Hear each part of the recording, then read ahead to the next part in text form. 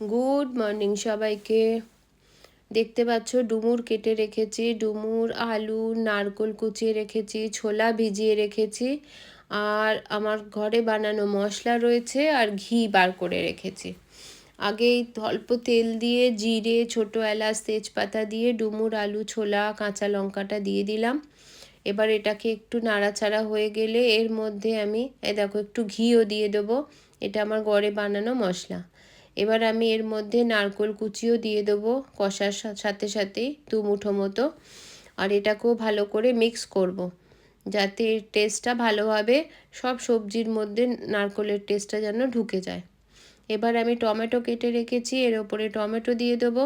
টমেটোগুলোকে একটু নিচের দিকে করে সবজির নিচে নামিয়ে দেবো, যাতে এটা গরমে একটু নরম হয়ে যায়। টমেটোটা নরম না হলে না সবজির টেস্টটা ভালো আসে না। এই দেখো খানিকক্ষণ অপেক্ষা করলাম, দেখো টমেটোটা নরম হয়ে গেছে আর সবজিটাও কতটা নিচে নেমে গেছে দেখো।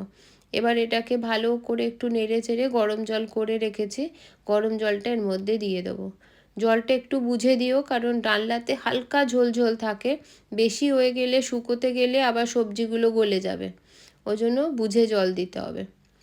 এদিকে দেখো জেরি মহাশয় চলে এসছেন, ওকে দই চিড়ে দিয়েছিলাম, দই চিড়ে আর একটু সন্দেশ দিয়েছিলাম, ঠাকুরের পুজোর সন্দেশ ছিল ওকে দিয়েছিলাম। বেশি কাছে যাওয়া যাবে না, দূর থেকে তুলতে হচ্ছে, জানতে পারলেই ও পালিয়ে যাবে। আমি রোজই দেখি কিন্তু রোজ ওর ভিডিও তোলা হয় না, আজকে আমি খুব লাকি যে ভিডিওটা তুলতে পারলাম।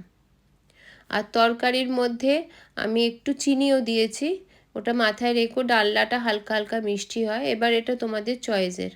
ওই দেখো যেই টের পেলো পালিয়ে গেল। আমার ডালনা রান্না কমপ্লিট।